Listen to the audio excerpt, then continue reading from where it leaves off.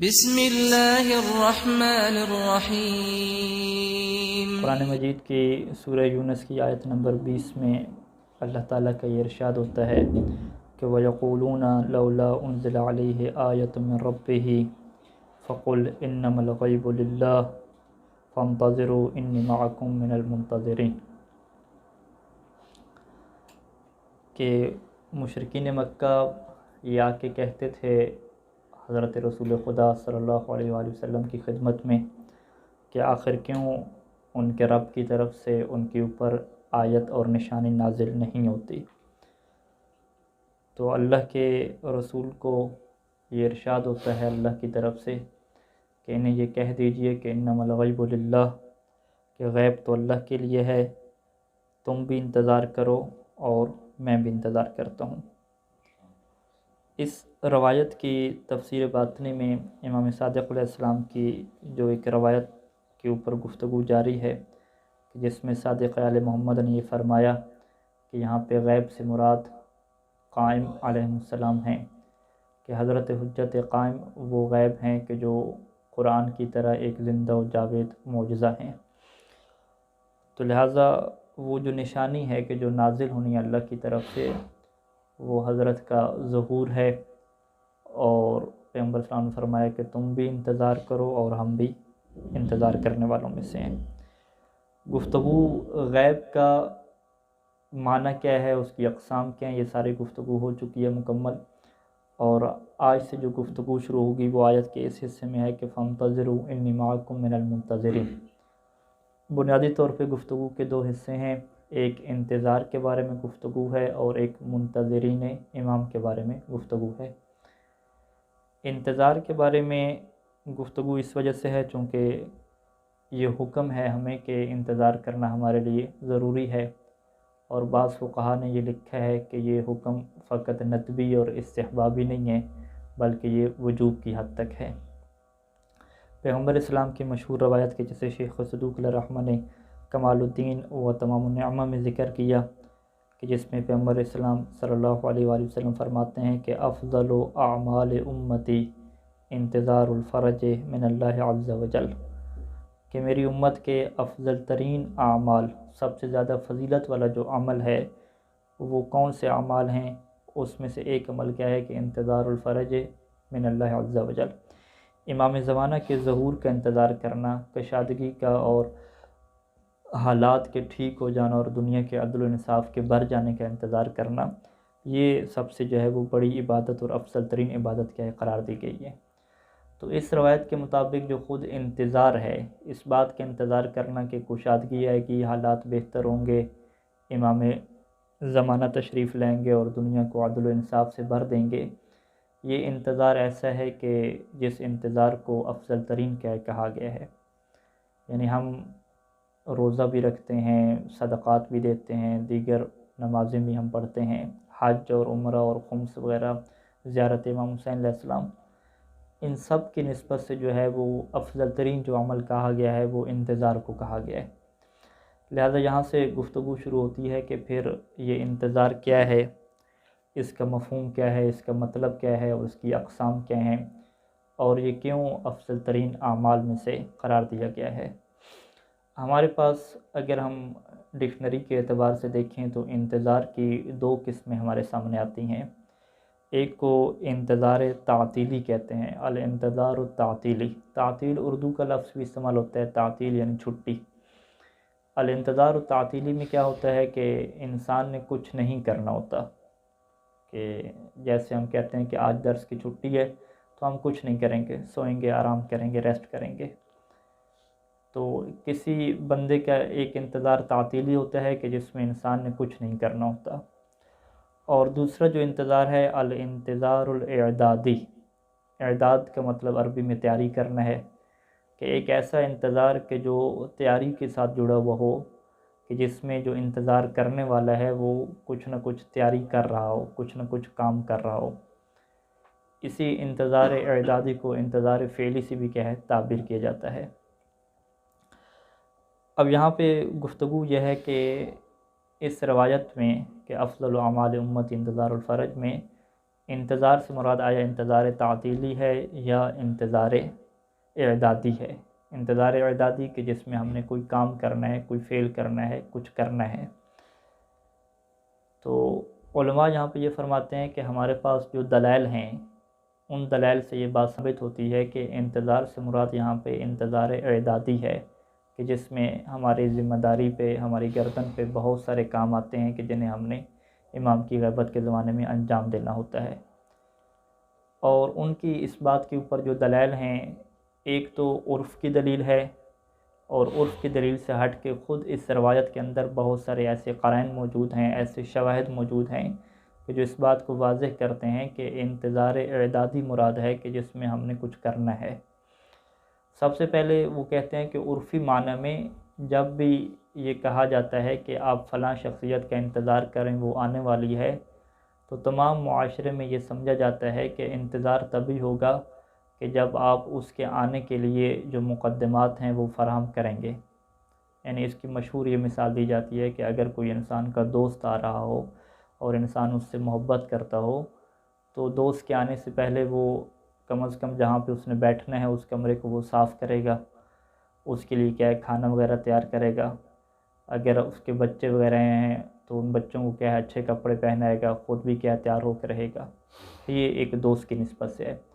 اور اگر انسان کا استاد آ رہا ہو اس کے پاس، تو وہ اس کی تیاری کچھ اور طرح کی ہوگی کہ وہ گھر میں ایسی چیزیں سامنے نہیں رکھے گا کہ جو استاد کو پسند نہیں ہیں، اپنے کپڑے بھی ایسے نہیں پہنے گا، اپنے بال اور شکل و صورت بھی ایسی نہیں بنائے گا کہ جو اس کے استاد کو پسند نہیں ہے۔ اور اسی طریقے سے اس محفل میں اور اس بندے کو بھی نہیں بلائے گا کہ جو استاد کو کیا پسند نہیں ہے۔ اور اگر استاد سے ہٹ کے ایک بڑی شخصیت آ رہی ہو، چاہے وہ سیاسی شخصیت ہو یا دینی اور روحانی شخصیت ہو، پھر تو اس انتظار کے جو اعدادی اور تیاری کے مراحل ہیں وہ بڑھ جایا کرتے ہیں کہ انسان جو ہے وہ ایک مکمل طریقے سے گھر کی صفائی ستھرائی، اور اگر ٹائم ملے تو گھر کو رنگ روغن کرنا، خود کیا ہے مرتب ہو کے بیٹھنا، اور اگر یہ پتہ ہو کہ وہ شخصیت کوئی ہدف لے کر آ رہی ہے، کچھ مقصد ہم نے کرنا ہے، تو اس کے لیے تھوڑا کیا اپنے آپ کو آمادہ کرنا، اگر وہ کوئی سوال وغیرہ پوچھے گی تو ان سوالوں کے کیا جواب تیار کر کے رکھنا۔ تو یہ دنیا میں چل رہا ہے کہ جب بھی لفظ انتظار بولا جاتا ہے کسی شخصیت کے آنے کے لیے، محبوب کے آنے کے لیے، تو اس میں تیاری ہوا کرتی ہے۔ اور اگر ایک ایسی شخصیت آ رہی ہو کہ جو فرزند رسول ہو اور جو انسان کی جان پہ اور انسان کی مال پہ انسان سے زیادہ حق تصرف رکھتی ہو، تو پھر یقیناً یہ جو تیاری ہے یہ ایک اعلیٰ ترین مرحلے میں کیا ہو جائے گی، داخل ہو جائے گی۔ انسان اپنے آپ کو ایسے بنائے گا کہ وہ امام ہم سے ناراض نہ ہوں، امام ہمارے افعال سے راضی ہوں، اس طریقے کی کیا ہے مکمل ایک تیاری ہوگی۔ تو علماء کہتے ہیں کہ عرف میں انتظار اسی معنی میں بولا جاتا ہے کہ جس میں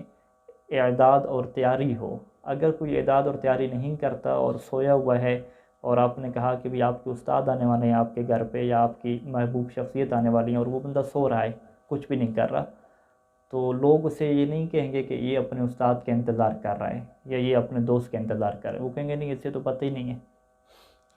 وہ 1000 دفعہ کہتا رہے کہ نہیں مجھے پتہ ہے قبیلہ صاحب کہ میرے استاد نے آنا ہے، محبوب نے آنا ہے، تو پھر بھی کہیں گے نہیں نہیں آپ کو پتہ ہی نہیں ہے، آپ کو احساس ہی نہیں ہے۔ اگر آپ انتظار کر رہے ہوتے تو کم از کم اٹھتے اور بستر تو سیٹ کر کے رکھتے۔ تو لہٰذا آپ کا کچھ نہ کرنا یہ عرف میں اور معاشرے میں کہتا ہے کہ یہ انتظار ہی نہیں ہے۔ لہٰذا انتظار کا تعلق اعداد سے ہے، عمل سے ہے، تیاری سے ہے۔ یہ ایک عرفی کیا ہے، علماء نے کیا دلیل بیان کی ہے۔ دوسری خود روایت کے اندر آ جائیں تو روایت کے اندر یہ جو ابھی ہم نے شیخ صدوق علیہ رحمت سے روایت ایک نقل کی کہ افضل اعمال امتی، کہ یہاں پہ جو لفظ آیا ہے روایت کے اندر وہ اعمال کی بات ہے، عمل کی بات ہے۔ یعنی اگر روایت یوں ہوتی کہ افضل امور امتی، کہ میری امت کے معاملات میں سے، یا افضل اشیاء امتی، یا فرض کریں کہ افضل مثال کے عقائد امتی، اس طریقے کی باتیں اگر ہوتی ہیں تو پھر آپ کہہ سکتے کہ اس میں عمل کی بات نہیں ہو رہی۔ لیکن جب بات ہی عمل سے شروع ہوئی ہے کہ اعمال میں سے، اعمال یعنی جو انسان عمل کرتا ہے،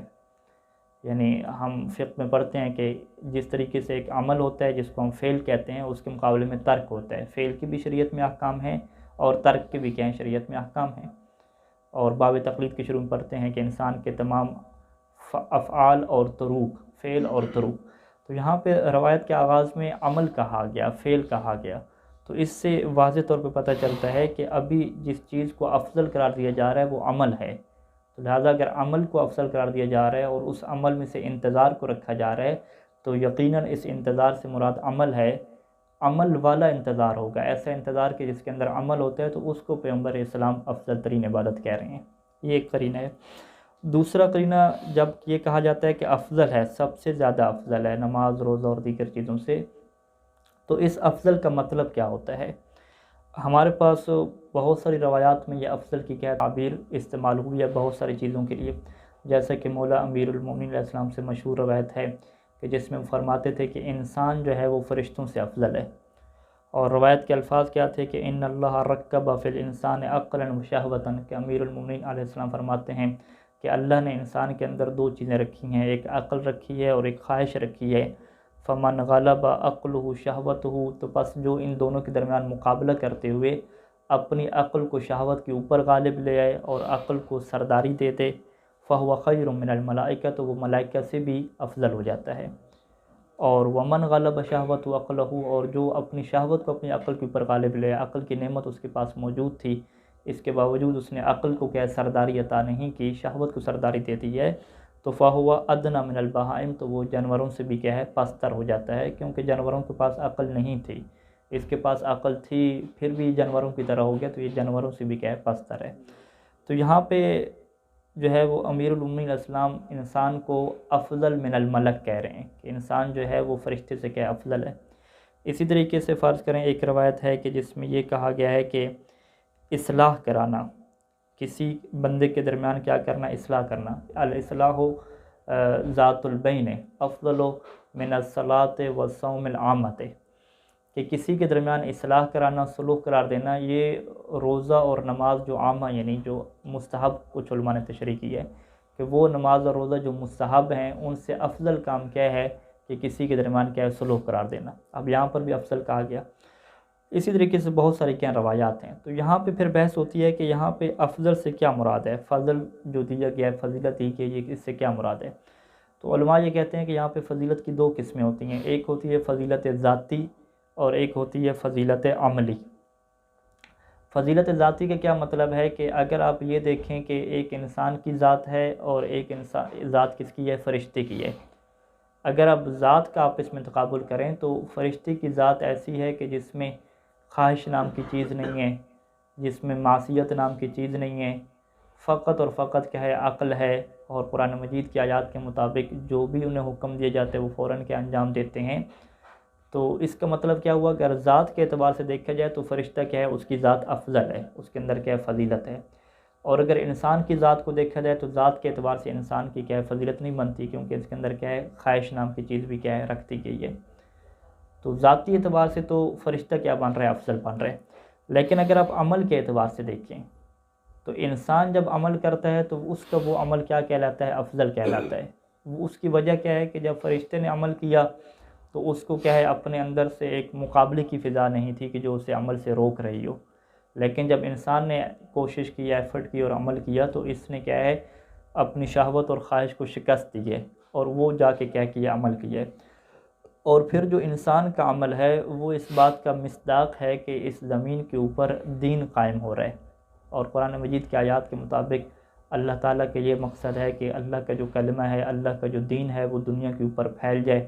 دنیا کے اوپر کیا ہے دین کی حکومت ہو۔ تو انسان جب بھی نماز پڑھتا ہے، روزہ رکھتا ہے، کوئی بھی نیک عمل کرتا ہے تو وہ حقیقت میں اس دنیا کے اوپر کیا ہے دین کو لانا ہے، دین کو پریکٹیکل طور پہ دنیا پہ لانا ہے۔ تو اگر ملک اور فرشتے کوئی عمل کرتے ہیں تو اس عمل کا تعلق اس زمین کے اوپر دین پھیلانے سے نہیں ہے، دین کو نافذ کرنے سے نہیں ہے، دین کو پریکٹیکل کرنے سے نہیں ہے، لیکن انسان جب یہ عمل کرتا ہے تو اس کا تعلق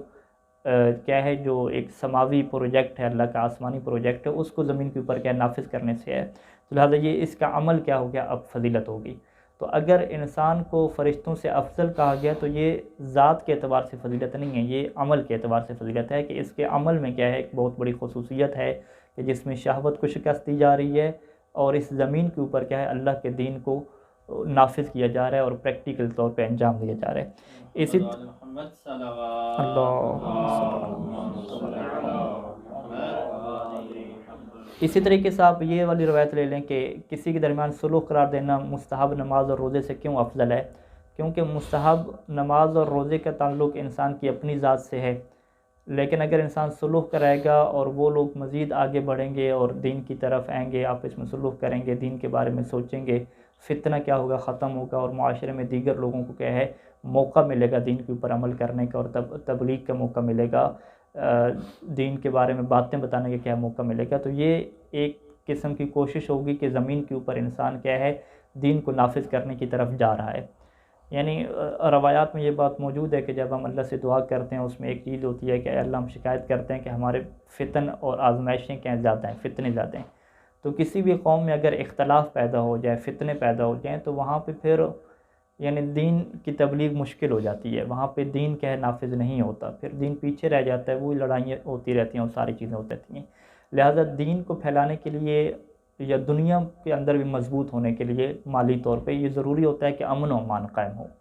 تو امن و امان کو قائم رکھنا یہ بہترین چیز ہے کہ جس کی وجہ سے انسان کی جو اقتصاد ہے وہ بھی مضبوط ہوتی ہے، اور دینی حوالے سے جو تبلیغ ہے وہ بھی کیا ہوتی ہے مضبوط ہوتی ہے۔ اسی وجہ سے کہا گیا کہ اگر بندے لڑ رہے ہیں تو ان کے درمیان صلح قرار لینا یہ اس بات سے افضل ہو جاتا ہے کہ انسان کیا کوئی مستحب روزہ رکھ لے یا مستحب نماز پڑھ لے۔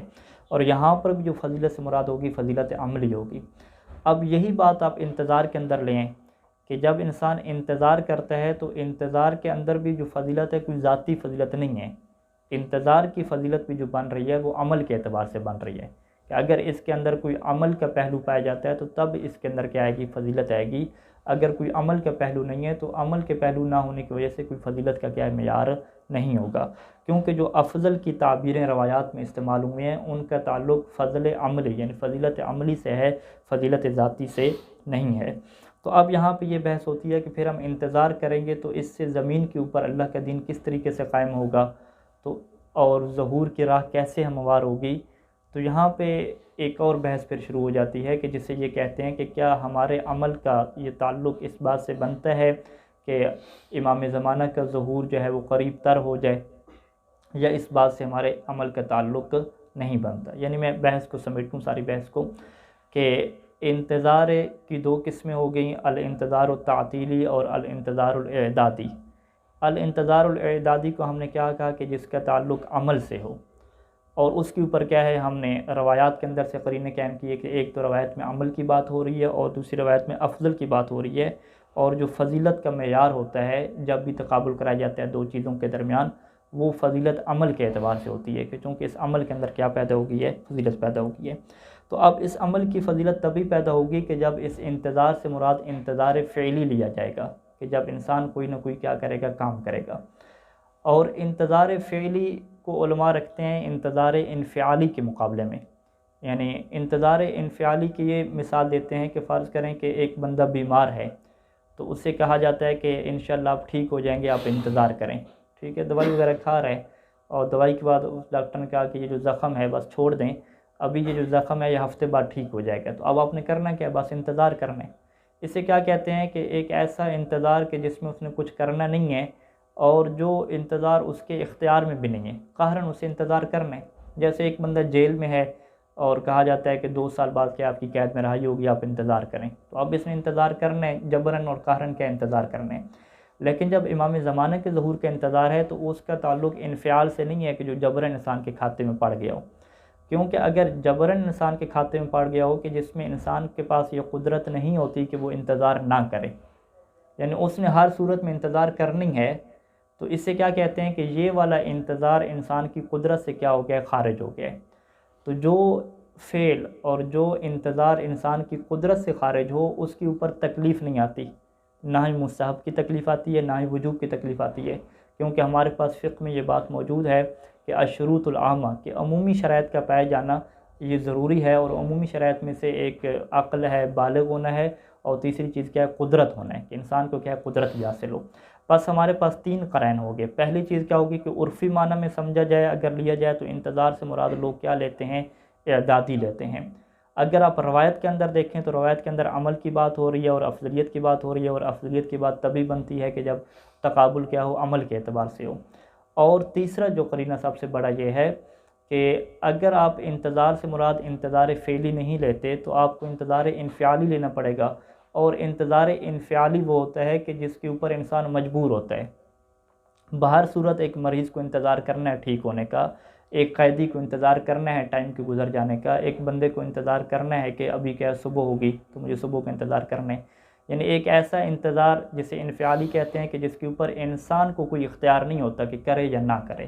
تو کسی فعل کے اگر ترک کرنے کے اوپر اور فعل کرنے کے اوپر کوئی انسان کو اختیار ہی نہ ہو، زبردستی اس سے ہو رہا ہو، تو اس کو کبھی بھی عبادت نہیں کہا جاتا، اس کو کبھی بھی کیا ہے اللہ حکم نہیں دیتا۔ اللہ ہمیشہ اس چیز کا حکم دیتا ہے، اور شریعت اس چیز کا حکم دیتی ہے کہ جس کا کرنا اور نہ کرنا انسان کے اختیار میں ہو، انسان کی قدرت میں ہو۔ تو جو چیز انسان کی قدرت سے باہر ہے اس کا حکم نہیں دیا جائے گا۔ تو یہاں تک جو گفتگو کا یہ خلاصہ ہوا کہ انتظار سے ہماری مراد کیا ہے، انتظار اعدادی ہے، انتظار تعطیلی نہیں ہے۔ لیکن اس کے باوجود کچھ علماء کی طرف یہ نسبت دی جاتی ہے اور کچھ شیعہ حضرات کی طرف یہ نسبت دی جاتی ہے کہ وہ انتظار سے مراد انتظار تعطیلی لیتے ہیں، کہ جس میں ہمیں کچھ نہیں کرنا ہوتا، اور ان کے کچھ دلائل اس کے اوپر موجود ہیں، اور وہ دلائل بھی کہیں روایات میں سے ہیں، کہ جس میں سے ایک جو مرکزی روایت ہے کہ جس میں یہ کہا گیا تھا کہ جو بھی پرچم بلند ہوگا ظلم اور طاغوت کے خلاف امام زمانہ کے پرچم سے پہلے یا سفیانی کے پرچم سے پہلے، وہ طاغوت کا پرچم ہوگا، لہٰذا آپ نے امام کے ظہور سے پہلے ظلم کے خلاف اور طاغوت کے خلاف کسی قسم کا کوئی کام نہیں کرنا۔ ان روایات کی کیا حیثیت ہے اور ان کے اوپر کیا دلائل ہیں، انشاءاللہ اس کو ہم اگلے ہفتے میں کیا کریں گے، ڈسکس کریں گے، یعنی اگلے ہفتے میں انشاءاللہ بعون اللہ تعالی ہماری یہ گفتگو ہوگی کہ انتظار تعطیلی کی فکر کہاں سے پیدا ہوئی، کیا اس کے اوپر دلائل ہیں یا دلائل نہیں ہیں۔ وصلی اللہ علی محمد وآلہ اجمعین۔ خداوند کریم سے دعا ہے کہ خدا ہماری اس عبادت کو اپنی بارگاہ میں قبول فرمائے، ہم سب کے صغیر و کبیرہ گناہ معاف فرمائے۔ ایک مرتبہ تمام شہداء کے لیے، تمام مرحومین کے لیے سورہ الحمد اور 3 مرتبہ توحید کی تلاوت فرما دیں۔ اعوذ باللہ من الشیطان